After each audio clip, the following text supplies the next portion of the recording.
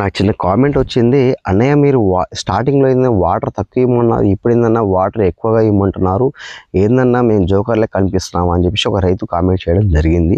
So నేను అనేది ఏంటంటే వాళ్ళకి స్టార్టింగ్లో మనం మొక్కేసేటప్పటి నుంచి ఒక 3-4 మంత్స్ దాకా వాటర్ ఎందుకు ఎక్కువగా ఇవ్వకూడదు అంటే, వాటర్ ఎక్కువగా మీరు ఇవ్వడం వల్ల ఏం జరిగిద్దంటే మనకి వాటర్ ఎక్కువ ఇస్తే మొక్క పెరిగి మనకి పూత కాపు అనేది రాలిపోతూ ఉంటుంది. సో దానివల్ల మనం వాటర్ని ఇవ్వకూడదు ఎక్కువగా. సో ఇప్పుడు వాటర్ ఎందుకు ఇవ్వాలి అంటే, వాటర్ మనం ఎంత ఇస్తే మనం వేసే ప్రతి మందు కూడా మొక్కకి పోషకాలు సరిగ్గా సరిపోయి మనకి పూత కాపు అనేది ఆగిపోయి మనకి చెట్టుకి పూతకాయ అనేది మనకి రాలిపోకుండా ఉంటుంది. సో ఇప్పుడు మనం వాటర్ అనేది ఎక్కువగా ఇవ్వాలి. ఇవ్వడం మనకి ఏదంటే కాయ అనేది లబ్బర్లా కాకుండా ఇలా గట్టిగా మనకైతే ఉంటుంది. మీరు చూస్తే మన యొక్క బొప్పాయి పంట వచ్చేసి ఇలా మనకి వాటర్ ఎంత ఇస్తే మనకి అంత పైనుంచి కింద దాకా కూడా మనకి ఫ్రూట్స్ అనేది అయితే మనకి రావడం జరుగుతుంది. సో మా యొక్క బొప్పాయి పంట ఇలాగైతే ఉన్నదండి. ఎక్కడ కూడా షైనింగ్, పూర్తిగా షైనింగ్ ఉంది. మీ పంట ఎలా ఉందో మనకి కామెంట్ చేయండి.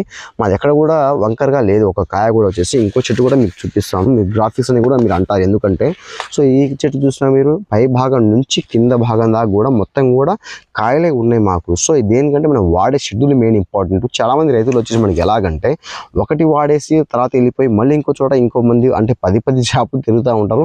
అలా కాకుండా వాడే విధానం కూడా మనం తెలుసుకోవాలి. ఒకసారి వాడిన మందు వెంటనే రిజల్ట్ అనేది రాదు. దాని రిజల్ట్ వచ్చేదాకా కూడా మన రైతులు ఆగట్లేదు. సో అది మీ యొక్క అభిప్రాయం.